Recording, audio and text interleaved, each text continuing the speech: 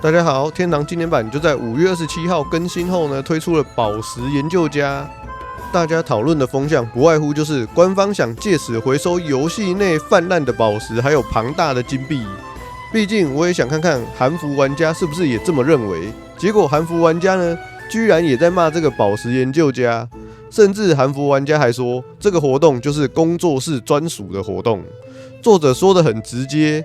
官方辦這個活動呢，雖然表面上是要玩家消耗金幣去抽技能，但金幣的消耗量暴增，到底是誰真正的得利？絕對不是我們一般玩家。對一般玩家來說，不論金幣或寶石的價格怎麼波動，我們依然還是依照自己的步調，能在哪裡打怪就在哪裡練等賺錢。可是金幣需求量一被拉高，最開心的就是那些工作室，因為這個寶石研究家等於是官方親自出手幫工作室出清囤積的金幣跟寶石，好讓他們方便賣出套現。很多盲目的課長什麼都搞不清楚，一看到這個活動呢，有機會抽到魂體三重矢、衝暈這種戰略物資等級的物品啊，就很開心的跟傻子一樣瘋狂的砸錢。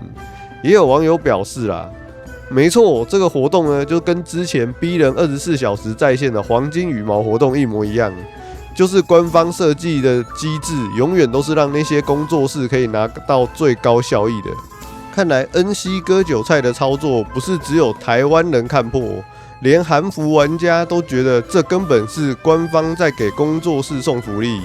除了這個寶石研究家之外呢，這邊稍微提一下，就是不死鳥的襲擊活動。昨天影片說成韓國時間了，不死鳥出現的時間是台灣時間的每天晚上7點跟9點。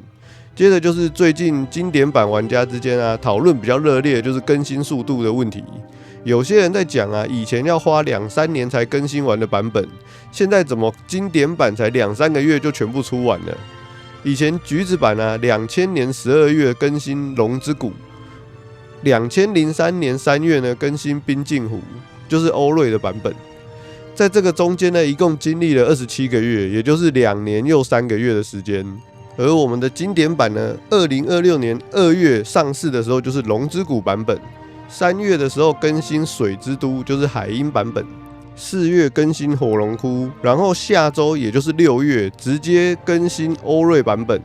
經典版從龍之谷到歐瑞只花了117天，也就是3個月又28天，可以說是4個月了啦。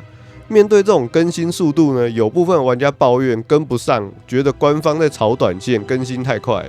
但我個人覺得目前的更新速度啊，其實並不會太快，因為現在已經是2026年了。現在台灣玩家的遊戲選擇實在是太多了，如果你的遊戲卡在同一個版本3個月、半年不更新，玩家早就直接流失得一乾二淨了。以前網絡遊戲之所以可以慢慢的更新，是因為大家沒得選。在天堂剛上市的時候，2000年不外乎就是石器時代嘛，然後隔年2001年的時候是金庸群俠傳上市，再到2002年呢是 RO，2003年是吞食天地。連風之谷啊，這個台灣最火紅的橫向卷軸遊戲啊，都是2005年才上市的遊戲啊。那時候呢，競爭的對手少，玩家忠誠度高，所以遊戲公司可以慢慢的磨，慢慢更新。但現在不好玩，立刻可以直接換成單機遊戏，单機遊戏玩膩了可以換成手遊。如果官方不把更新速度拉快，難道要等到前中段班的玩家都退坑了才要急忙更新嗎？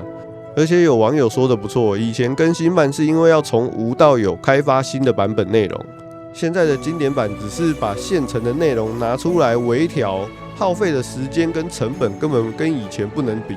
再來就是現在的遊戲環境都是比較趨向速食化了嘛，你不更新，大家就會天天的哀哀叫。就像去年阿泰爾風之谷台版才剛上市3個月左右啊，大家都在狂吹4轉的內容了。結果官方拖了將近8個月才更新，下場是什麼？就是一堆人早就已經退坑了，等更新完人也不會回來。所以你說早點更新好還是晚點更新好？不過也有網友點出一個重點啊，也是為什麼大家會覺得更新太快的原因，不是更新太快，而是新地图被魔改得太強。因為新地圖的怪物太強了，一般无氪、微氪的玩家等級跟裝備強度跟不上，只能繼續在舊地圖打怪，看着官方一直出新地圖，自己卻一步也踏不進去。這種改版似乎只為了頂尖玩家設計的剝奪感，才會讓你產生這個遊戲更新太快的錯覺。總結來說呢，我覺得目前的更新速度是可以接受的。雖然我自己也沒辦法去火窟、去夢島輕鬆打怪嘛，但我不會覺得說現在更新速度有點過快的情況。大家其實也不用過度解讀，說是官方在炒短線，畢竟時代變了，大家的遊戲模式和觀念也都改變了。反正怎麼更新我們就怎麼玩，真的玩得不開心直接離開就行。好啦，以上就是今天的影片內容，感謝大家觀看。大家覺得目前的更新速度是太快還是太慢呢？都可以在底下留言分享哦。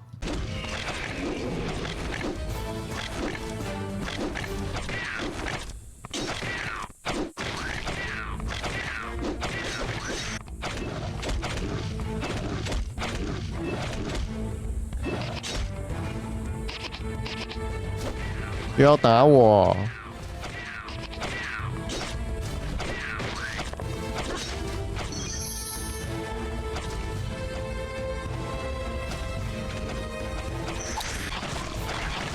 又來了，又來啦！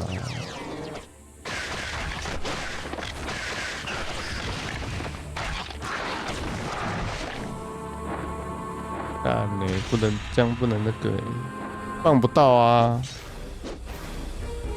放不到啊！幹，誰叫我學這招？花了，雖然是免費的，但是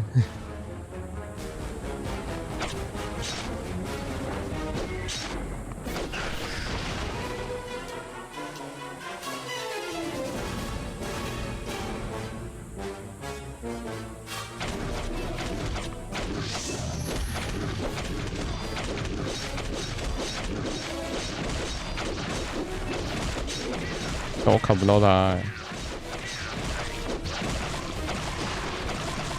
欸。這兩個自身難保哦。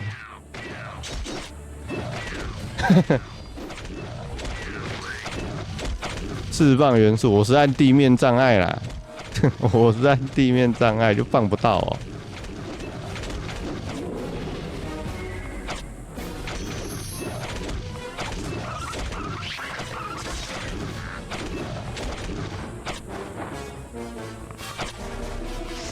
放到了，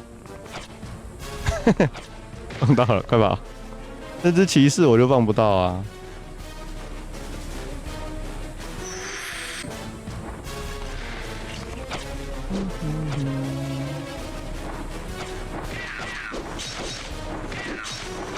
哎呦，煩啊！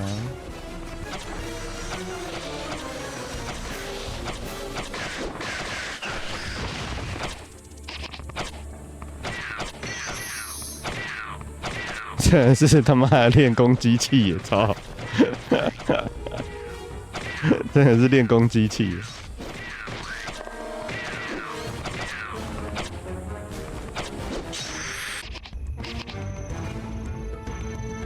我操！